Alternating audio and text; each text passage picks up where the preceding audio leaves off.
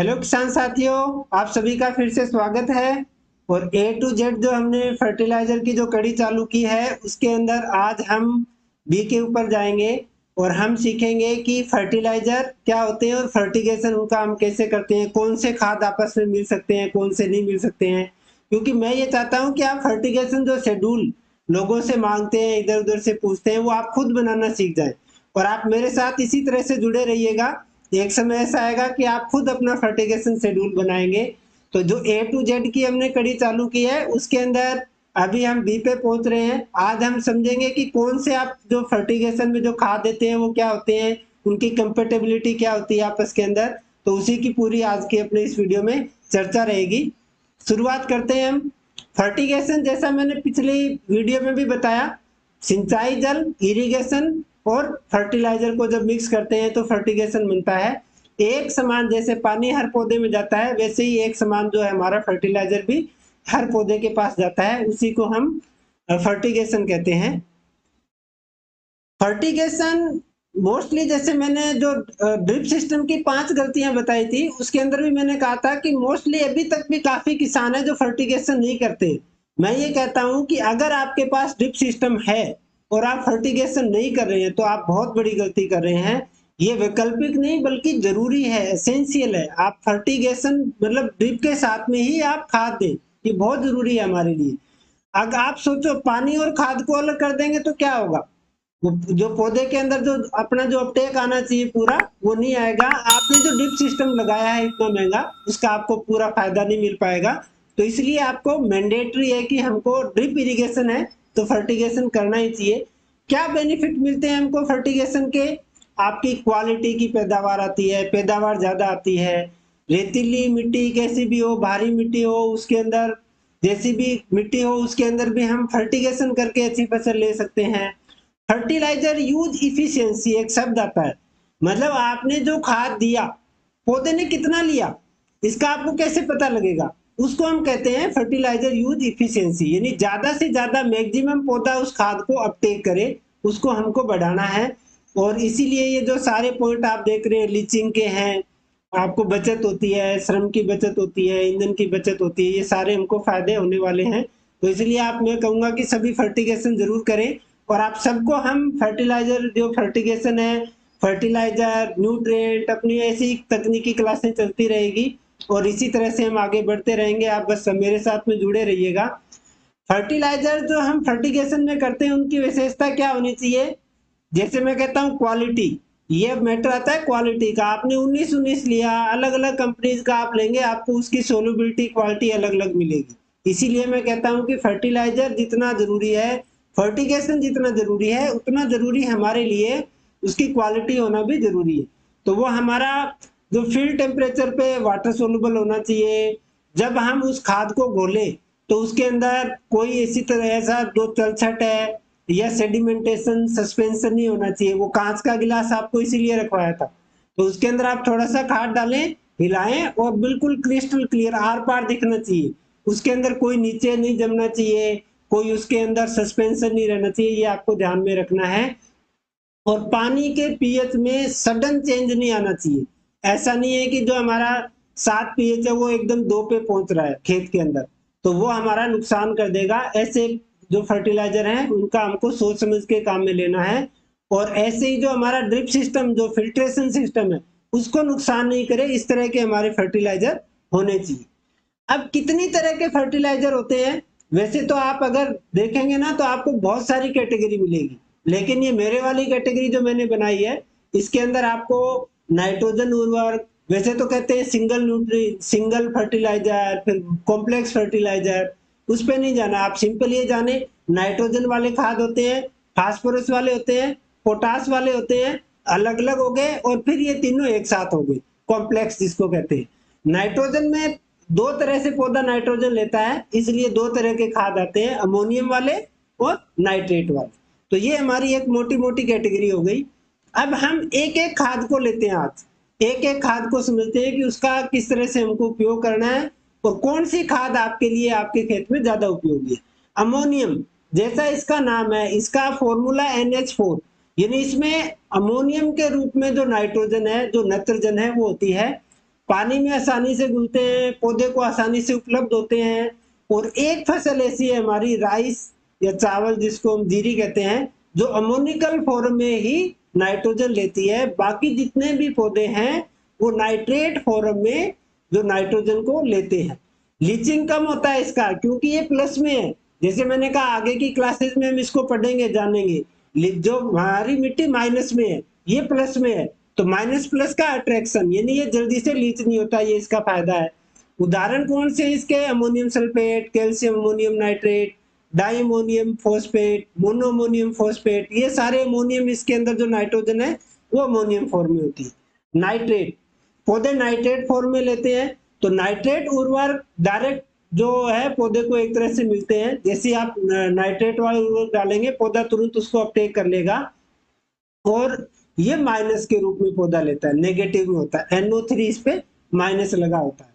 लेकिन क्योंकि मिट्टी भी माइनस है, ये भी माइनस है, तो ये लीचिंग बहुत ज्यादा होते हैं।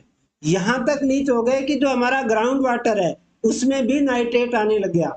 आपको मैं यहाँ पे एक बात और बता दूं कि ये जो नाइट्रेट है ना, पौधे के लिए तो बहुत अच्छा है, लेकिन हमारी बॉडी के लिए सबसे ज्यादा नुकसानदायक है। इसलिए नाइट्रेट उर्वरक का जब भी आप प्रयोग करें, सोच समझ के करें। बिल्कुल उसको इतना ही दें कि पौधा उसको अपटेक कर ले, नहीं तो ये बहुत जल्दी से लीच हो जाता है।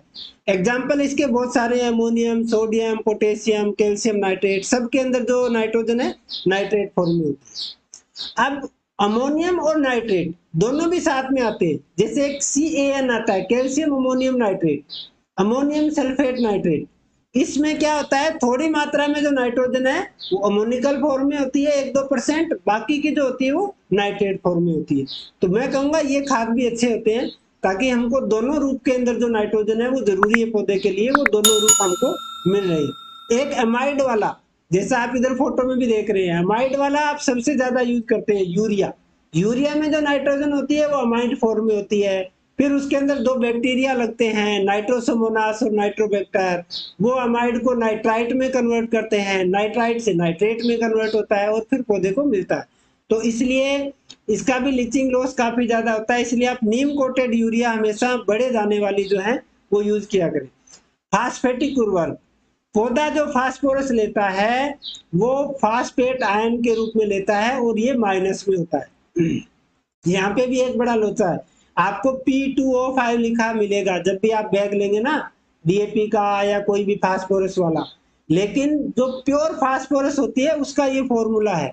यानी आप अगर 100 किलो DAP ले रहे हो, उसमें जो P है वो आपको ओनली एंड ओनली कितना मिल रही है, 20.2 किलो ही। लेकिन क्योंकि हमारी सारी कैलकुलेशन P2O5 पे चलती है, फास्फोरस के 2, फास्फोरस पेंटा ऑक्साइड, P2O5 का मतलब, इसलिए हम उसको 46% यानी 46 किलो मानते हैं। लेकिन ओरिजिनल जो पी है वो 20.2 किलो ही होती है। फास्फोरस तत्व मिट्टी में बहुत ज्यादा फिक्स होता है, इसलिए मैं कहूंगा, मैं फूफा जी नाम दिया हुआ है इसको। जब हम न्यूट्रिएंट की सीरीज चालू करेंगे तो बताएंगे इसको फूफा जी हम क्यों कहते हैं, क्योंकि ये बहुत जल्दी लड़ाई कर लेता है। शादी में जैसे फूफा जी लड़ाई करते हैं ना, वैसे ही, तो इसलिए इसको फूफा जी फास्फोरस को हम कहते हैं। इसलिए, और ये एक मिट्टी में इमोबाइल है, लड़ाई जैसे कैल्शियम के साथ, जिंक के साथ, आगे मैं दिखाऊंगा कौन सा किसके साथ कंपेटेबल है, किसके साथ नहीं है, वहां पे देखेंगे। तो इसलिए इसका भी आप प्रयोग सोच समझ के करें। एग्जाम्पल मैंने इसमें दे रखे हैं। पोटाश, पोटाश उर्वरक में भी पौधा जो लेता है वो प्लस के फॉर्म में। अब ये आप याद रखना, प्लस में कौन सा है, माइनस में कौन सा है। जब न्यूट्रिएंट की अपनी सीरीज चलेगी उसके अंदर मैं इनको और क्लियर कर दूंगा। लेकिन जो प्लस में होते हैं वो मिट्टी होल्ड करके रखती है, जो माइनस में होते हैं उनमें लीचिंग ज्यादा होती है। पोटाश की खासियत क्या है कि जल्दी से लीच नहीं होता। ज्यादातर हम क्या यूज करते हैं, MOP, जिसको म्यूरेट ऑफ पोटाश, उसका दूसरा नाम KCl भी है, पोटेशियम क्लोराइड, क्योंकि उसमें क्लोराइड होती है। और क्लोराइड कुछ फसलों के लिए, जैसे मैंने लिखा गन्ना, आलू, तंबाकू, उसके लिए ठीक नहीं होता है। तो आप इन फसलों में MOP का प्रयोग नहीं करके दूसरे जो हमारे पास में ऑप्शन है, कौन से हैं, जैसे आपके पास में पोटेशियम नाइट्रेट है या 0050 है जो पोटेशियम सल्फेट है, आप उनका ज्यादा प्रयोग करें। अब बाकी और कौन से बच गए, कैल्शियम, मैग्नीशियम, सल्फर। भाई मैं मैक्रोन्यूट्रिएंट और माइक्रोन्यूट्रिएंट कवर कर रहा हूं। कैल्शियम मैग्नीशियम सल्फर में से जो कैल्शियम और मैग्नीशियम है ये पौधा प्लस के रूप में लेता है, इसलिए ये मिट्टी इनको होल्ड करके रखती है, ज्यादा इनमें हमारे को प्रॉब्लम नहीं आती। मैग्नीशियम आपको सल्फेट फॉर्म में भी मिलता है, आपको चिलेटेड फॉर्म में भी मिलता है, तो आप दोनों फॉर्म में इसको यूज कर सकते हैं। इसी तरह से कैल्शियम, कैल्शियम भी क्या है, प्लस के रूप में पौधा लेता है, तो ये भी जो है, और ये भी एक तरह से साडू है, वो फूफा फूफा, ये भी फूफा है उसका एक तरह से, ये बड़े मिलते हैं दोनों और नया प्रोडक्ट बना लेते हैं। तो कैल्शियम का उपयोग भी आपको ध्यान से करना है, क्योंकि बहुत सारी मेरी शिकायतें आ रही है आपकी, साहब 5-5 किलो कैल्शियम दे रहे हैं फिर भी रिजल्ट नहीं आ रहा है, क्योंकि वो कहीं ना कहीं जाके आगे लड़ाई कर रहा है किसी न किसी के साथ में। तो कैल्शियम का प्रयोग भी आपको सावधानी से करना है, और इसमें भी उर्वरक जैसे calcium nitrate, calcium ammonium nitrate, इस तरह के प्रोडक्ट हमारे पास में अवेलेबल है। सल्फर भी पौधे का बहुत आवश्यक पोषक तत्व है, माइनस के रूप में इसको पौधा लेता है। इट मीन्स सल्फर जो खाद है वो भी आप थोड़ा थोड़ा देंगे तो ज्यादा आपको रिजल्ट अच्छा मिलेगा, लीचिंग कम होगी, इसलिए मैं बता रहा हूँ। प्लस वाले में थोड़ा ज्यादा चला जाएगा, 2 दिन प्लस वाला ना दोगे तो भी चलेगा, लेकिन माइनस वाले जो खाद होते हैं या पौधा जिनको माइनस में अपटेक करता है, उनको हमको थोड़ी थोड़ी मात्रा में हमेशा देना चाहिए। ये एग्जाम्पल यहाँ पे लिखे हुए हैं सल्फर के भी। अब मोटे मोटे रूप में अगर मैं कहूं तो जो पीछे की हमने स्लाइड देखी, इससे आपने क्या सीखा कि हमारे पास में 3 खाद निकल के आए, फास्फेट वाले एग्जाम्पल लिखे हुए हैं, सल्फेट वाले एग्जाम्पल मैंने यहाँ पे लिखे हुए हैं, और नाइट्रेट वाले। तो इन तीनों को कैटेगरी को आपको अलग अलग रखना है, ये हम आगे देखेंगे। अब अगर एक दूसरे कौन से खाद नहीं मिलते, अब ये स्लाइडें जो आप है ना ध्यान से देखिएगा, बार बार इनको देख लीजिएगा, अगर समझ में नहीं आ रही है तो, फिर भी समझ में नहीं आती है आप मेरे को कमेंट्स बॉक्स में कमेंट्स कर सकते हैं। कोई भी सल्फेट नाइट्रेट के साथ मिक्स नहीं होता, अगर वो मिक्स होता है तो जिप्सम बन जाता है, इसका SO4 और उसका कैल्शियम CaSO4 बना देता है, कैल्शियम सल्फेट, जिसको जिप्सम कहते हैं, तो इनको मिक्स नहीं करना है। कोई भी फास्फेट कैल्शियम नाइट्रेट के साथ नहीं मिलता, जैसे मैंने कहा फास्फेट फूफा जी और कैल्शियम ये इसका साडू, यानी ये भी फूफा हो गया, दोनों फूफा फूफा हैं, लड़ाई करते हैं दुनिया भर की, इसलिए इन दोनों को अलग अलग कमरों में बिठा के रखना है शादी के अंदर, ये हमको ध्यान रखना है। शादी हो रही है ना, दोनों लड़ लिए आपस में साडू साडू तो दिक्कत हो जाएगी, तो दोनों फूफा हैं, दोनों के लिए अलग कमरे का मतलब अलग अलग इनको दिन देना है, एक साथ मिक्स करके नहीं देना है, नहीं तो ये क्या कर देंगे, कैल्शियम फास्फेट बना देंगे, तो हमने जो खाद दिया वो पौधे को मिलेगा ही नहीं। इसी तरह से फूफा जी बड़ी लड़ाई करते हैं, जिंक के साथ भी लड़ाई करते हैं, जिंक फॉस्फेट बना देते हैं, जैसा मैंने नीचे लिखा है। तो जिंक और फास्फोरस को भी कभी मिक्स नहीं करना चाहिए, इसीलिए मैं कहता हूं DAP के साथ में माइक्रोन्यूट्रिएंट जो सॉइल एप्लीकेशन है, जिंक है, आयरन है, इनको अलग से आप बिखेर ब्रॉडकास्ट करें, और DAP SSP इनको आप अलग से ब्रॉडकास्ट करें। ये सभी किसानों के लिए, चाहे आप बेसल डोज में जो देते हैं ना, क्योंकि हम जनरली मैंने देखा है आप क्या करते हैं, सारा एक साथ मिक्स किया और चला दिया, या उसको बिखेर दिया। कई बार क्या है, बीच में ब्रेक ले लिया, खाने का ब्रेक, चाय का ब्रेक, तो इतनी देर में तो पता लगा उन्होंने आपस में मिलके, और ये जो फूफा जी थे ना, लड़ाई करके और उठ के बैठ गए, उठ के बैठ के मतलब जिंक फास्फेट बन गया। तो इसलिए फूफा जी का खास ख्याल रखना है, अलग ही उसको कमरा दे दो शादी के अंदर, ताकि वो किसी के साथ लड़ाई वड़ाई ना करे, भाई ध्यान रखें, है ना। इसी तरह से मेरे को भी अभी रिसेंट में पता चला कि DAP के साथ में जो हम 1261-0, 1919, 05234 सल्फेट जो है, इसके साथ में मैग्नीशियम मिक्स नहीं होता है, ये भी प्रेसिपिटेशन हो जाता है, क्या बन जाता है, मैग्नीशियम फास्फेट। इसीलिए आज अर्ली मॉर्निंग मैंने सबको मैसेज डाला कि भाई ये थोड़ा सा करेक्शन है, आप कर लीजिएगा, तो इसका मतलब हमारा क्या हो गया, इनका हमको ध्यान रखना है। इसी तरह से KCl किसको कहते हैं, MOP म्यूरेट ऑफ पोटास, या 13045, उसके साथ में अमोनियम सल्फेट कंपेटेबल नहीं है, यानी इन दोनों को हमको अलग अलग से देना है। ये क्या होगा, प्रेसिपिटेशन हो जाएगा और आपका पोटेशियम सल्फेट बन जाएगा, नया प्रोडक्ट बन जाएगा, तो ये भी हमको ध्यान में रखना है। इसी तरह से आयरन और फास्फोरस, फिर फूफा जी आ गए, सबसे ज्यादा लड़ाई फूफा जी करते हैं, कैल्शियम और फास्फोरस, इसलिए कह रहा हूं। आयरन और फास्फोरस ये भी लड़ाई कर लेते हैं। तो आयरन और फास्फोरस, तो कौन सा आयरन में कौन सा, जो आयरन हमारा सल्फेट फॉर्म में आता है, तो उसको हमको इसके साथ फास्फोरस वाले खाद के साथ में नहीं देना है। चिलेटेड आप जो दे रहे हैं वहां पे कोई समस्या नहीं आती है। तो आयरन को भी जो है फास्फोरस के साथ मिक्स नहीं करना। जैसे हम FeSO4 देते हैं ना फेरस सल्फेट बेसल डोज में, तो आप फेरस सल्फेट और DAP को आपस में मिक्स करके खेत में नहीं बिखेरना है, दोनों को अलग अलग बिखेर दो। मिट्टी में जाने के बाद वहां पे सब शांत हो जाते हैं, जब तक मिट्टी में नहीं जाएंगे तब तक प्रॉब्लम है। तो ये हमको ध्यान रखना है। ये मैंने चार्ट दिया है, इसमें जिसको गुस्सा आ रहा है मतलब लाल मुंह हो रहा है ना, इसका मतलब वो मिक्स नहीं हो रहा है। जो हरा है, जो मुस्कुरा रहा है, इसका मतलब वो मिक्स हो रहा है। और जो बिल्कुल ऐसे मौन है मतलब वो आपका सोलुबिलिटी को कम करता है, यानी वो आपस में घुलने में टाइम लेंगे। तो इसका मतलब हमको इन सब का जो आप चार्ट इसको देख लीजिएगा आराम से, और दिमाग की बत्ती ये भाई साहब की तरह है ना ऐसे जला लीजिएगा अपनी, कि कौन से खाद हमको मिक्स करने हैं कौन से नहीं करने। इसीलिए मैं सबसे निवेदन करता हूं कि जो हमने फास्फेट, सल्फेट और नाइट्रेट की साथ स्टडी की, इन तीनों को अलग अलग ही कर दें आप। सल्फेट वालों को अलग से एक दिन दे दें, नाइट्रेट वालों को एक दिन अलग से दे दें, और फास्फेट वालों को एक दिन अलग से दे दें, ताकि तीनों ग्रुप अलग अलग रहेंगे। तो आपका जो है वो सोलुबिलिटी का या कंपेटेबिलिटी का जो है वो आपको इश्यू नहीं आएगा। खास करके ये समस्या हमको कहाँ आती है, जहां पे हमको डेली फर्टिगेशन, या आपको जैसे पोली हाउस, नेट हाउस के जो किसान भाई हैं, या जो वेजिटेबल्स करते हैं, हमको बहुत ज्यादा खाद की जरूरत पड़ती है ना, वहां पे ये समस्याएं ज्यादा आती है। आप फल फूलों की खेती कर रहे हैं, बाग की खेती कर रहे हैं, ओपन फील्ड में खेती कर रहे हैं, तो वहां तो क्या है, लंबी जितनी फसल होती है उतना ही धीरे धीरे फर्टिगेशन होता है। तो वहां पे आपको आप हर खाद को मैं कहूंगा आप अलग अलग करके दे दे। एक दिन ये दे दिया, फिर एक दो दिन बाद दूसरा दे दिया, एक दो दिन बाद तीसरा दे दिया।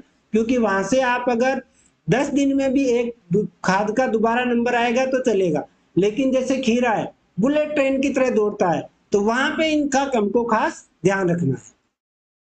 अब फैक्टर कौन से हैं जो आपके फर्टिगेशन को प्रभावित करते हैं? आपकी मिट्टी की जो फिजिकल प्रॉपर्टी जिसको कहते हैं भौतिक गुण, बहुत ज्यादा प्रभावित करते हैं। सॉइल कॉम्पैक्शन, मिट्टी टाइट हो गई, आपका फर्टिगेशन बराबर से नहीं होगा। मिट्टी का टेम्परेचर, आपकी उसकी घुलनशीलता, कैटायन एनायन कैपेसिटी, CEC जिसको कहते हैं कैटायन एक्सचेंज कैपेसिटी, वो आपकी अच्छी होनी चाहिए। तो ये जो फैक्टर है, इसीलिए मैंने इसको यहाँ पे हिंदी और इंग्लिश दोनों में लिखा है, क्योंकि यहाँ पे थोड़ी हिंदी ज्यादा शुद्ध हिंदी हो गई, आपको समझ में नहीं आए तो ध्यान में रखना है कि सोलुबिलिटी जो आपकी फर्टिलाइजर की है वो concentration of solubilised fertiliser, cation exchange and also the ability of plant to absorb and use of nutrient.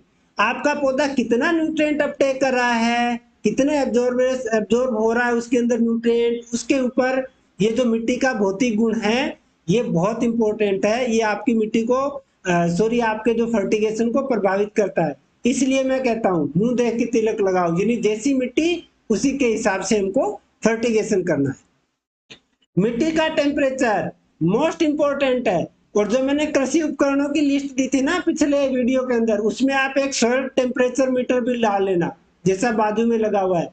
आपकी मिट्टी का तापमान 13 डिग्री से नीचे जाते ही ऑलमोस्ट सारे जो फर्टिलाइजर है उनका अपटेक पौधे में रुक जाता है। फास्फोरस का 70% तक घट जाता है। तो जो आगे भी सर्दियों का मौसम आ रहा है ना, तो जहाँ पे सर्दियां ज्यादा रहती है जैसे north India and other part of India, जहाँ पे आपको सॉइल टेम्परेचर की प्रॉब्लम आने वाली है, वहां पे आप सावधान हो जाएं, क्योंकि सबसे बेस्ट टेम्परेचर जो है मिट्टी का 18 से 25 डिग्री होता है, जहां पे पौधे सबसे अच्छा न्यूट्रिएंट अपटेक करते हैं। तो हमको टेम्परेचर कैसे मेंटेन करना है? इरिगेशन, जहाँ पे हाई टेम्परेचर भी नुकसानदायक है, लो की तरह। गर्मियों के अंदर मैं देख रहा हूँ खास करके जो ओपन फील्ड की खेती करते हैं ना, ऐसे मरी मरी सी फसल है, फोटो आ रहे हैं, कह रहे हैं साहब खाद भी दे रहे हैं पानी भी दे रहे हैं, लेकिन वो कई बार क्या मल्च लगी है, आपका टेम्परेचर 25-30 तक भी पौधा सहन कर लेता है, लेकिन अब वो 30 जाते ही जो न्यूट्रिएंट अपटेक है बिल्कुल बंद हो जाता है। तो ऐसे इसको कहते हैं कि पौधे के अंदर अस्थायी न्यूट्रिएंट की कमी आ गई। आपने दे रखा है, जैसे आप देखते होंगे बरसात आती है मौसम ठंडा होता है और पौधा एकदम से भागने लग जाता है और आपने खाद भी नहीं दिया फिर भी। ऐसा कैसे हुआ? आपने जो पहले खाद दिए थे वो जो पड़े थे, हाई टेम्परेचर या लो टेम्परेचर के कारण पौधा नहीं ले पा रहा था, वो फिर पौधा लेने लग जाता है। इसलिए आप देखेंगे फरवरी मार्च में, जब जैसे मार्च में अप्रैल में, जिसको स्प्रिंग सीजन भी कहते हैं, बहुत पौधा आप खाद मत दो फिर भी ऐसा पौधा खूब लहराने लग जाता है। बरसात आती है, टेम्परेचर कम होता है, पौधे खूब खुश हो जाते हैं। उसका रीजन यही है कि जो सॉइल टेम्परेचर हमारा है वो 18 से 25 के बीच में मेंटेन होते ही आपका पौधा तुरंत से चलने लग जाता है। तो आप मल्चिंग से, इरिगेशन से या उसमें बीच में एरिएशन करके आप जो है मिट्टी का टेम्परेचर कंट्रोल कर सकते हैं।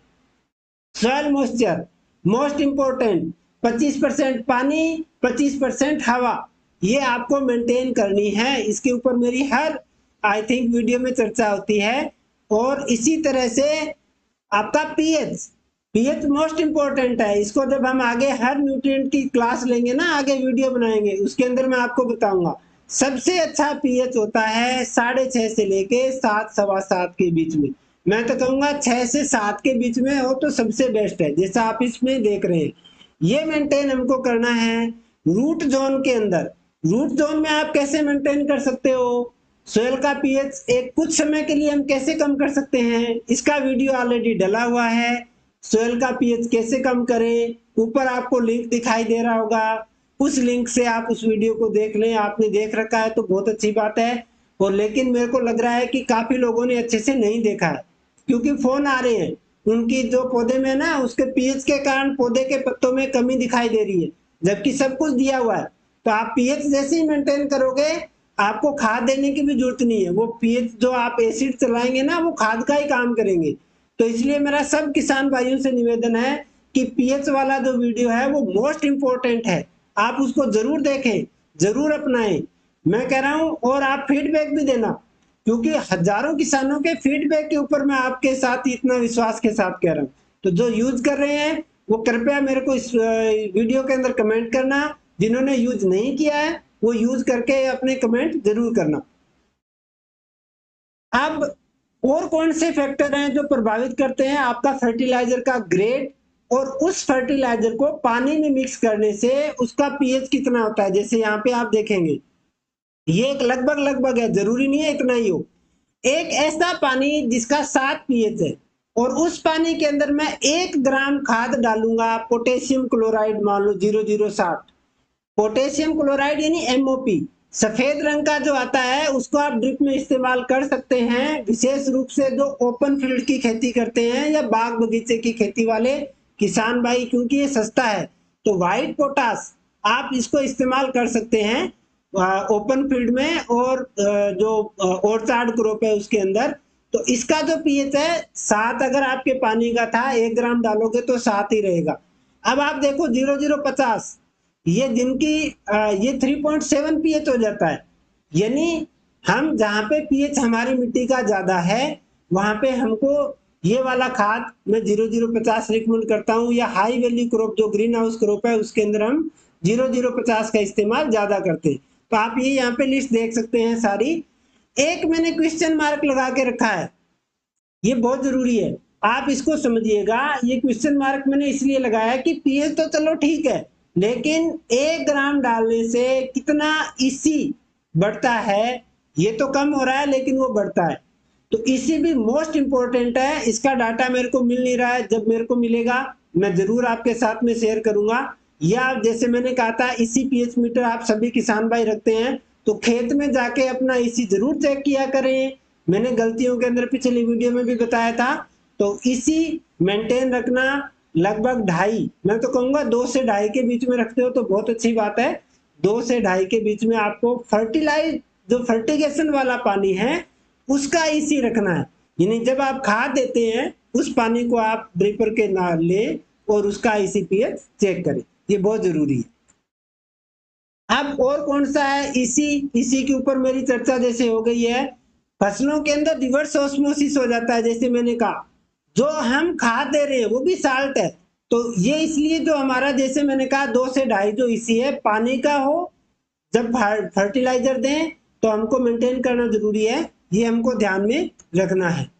सिंचाई जल की आपकी अगर इसी ज्यादा है, पीएच ज्यादा है, तो हमको प्रॉब्लम है। जैसा आप इधर देख रहे हैं, देखो साइड में इसमें ना ये सौंफ की फसल लगी हुई है, साइड में आ जाता है पूरा साल्ट।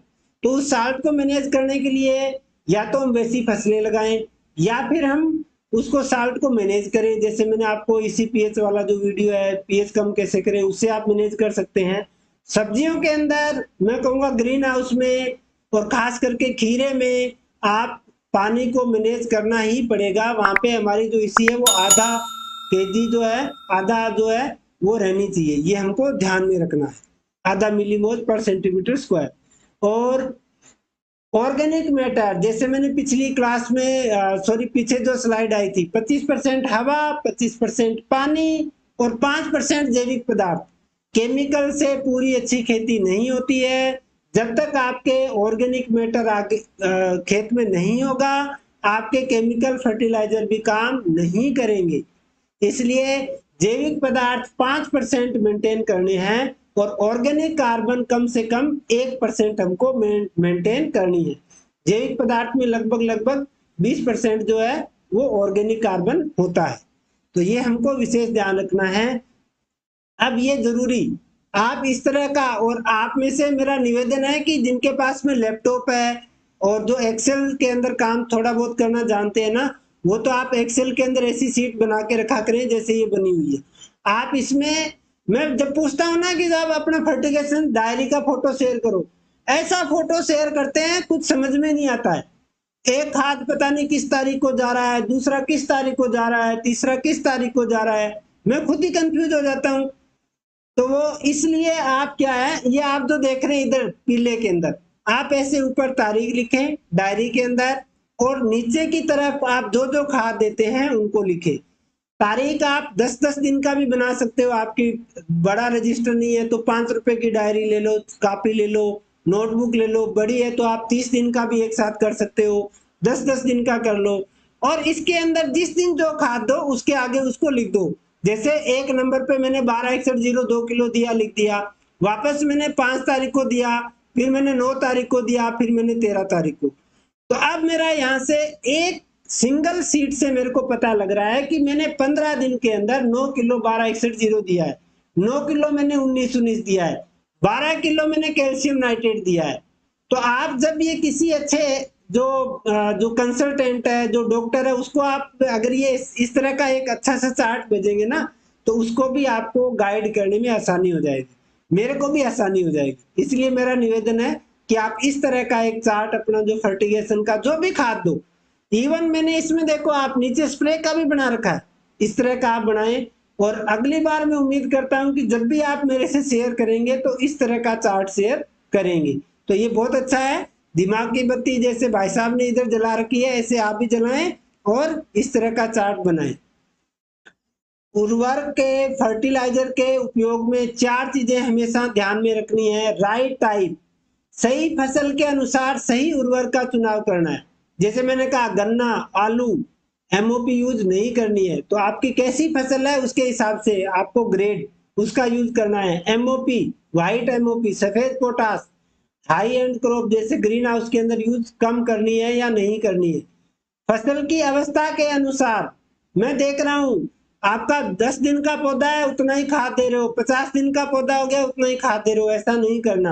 राइट डोज, सही डोज, सही स्टेज के हिसाब से सही डोज हमको डालनी है। और सही मेथड, राइट मेथड, सही तरीका क्या है, ड्रिप इरिगेशन से हमको फर्टिलाइजर देने हैं। तो ये चीजें मोटी मोटी हैं, ये आपको ध्यान में रखनी है। मोस्ट वेलकम आप सभी का। आपके मन में कोई और सवाल रह गए हो, जैसे पिछली बार रह गए थे कुछ, फिर मैंने उनको लाइव आके क्लियर किया था, तो आपका मोस्ट वेलकम है। आप कमेंट्स बॉक्स के अंदर जरूर अपने सवाल और सुझाव मेरे को दीजिएगा। 3 काम अभी भी आप कम कर रहे हैं, लाइक कीजिए, सब्सक्राइब कीजिए और ज्यादा से ज्यादा अपना जो आपका चैनल है, जो मैं समझ रहा हूँ ऐसी तकनीकी जानकारी आपको कहीं भी नहीं मिलेगी, तो प्लीज मेरी भी हेल्प करें और इसको ज्यादा से ज्यादा आप जो शेयर करें दूसरे किसान भाइयों को। और आज के लिए इतना ही। और जैसा मैंने कहा, मैं आपको फर्टिगेशन एक समय ऐसा आएगा कि आप खुद अपना फर्टिगेशन बनाएंगे। आप मेरे साथ में इसी तरह से जुड़े रहिएगा। Thank you so much. धन्यवाद।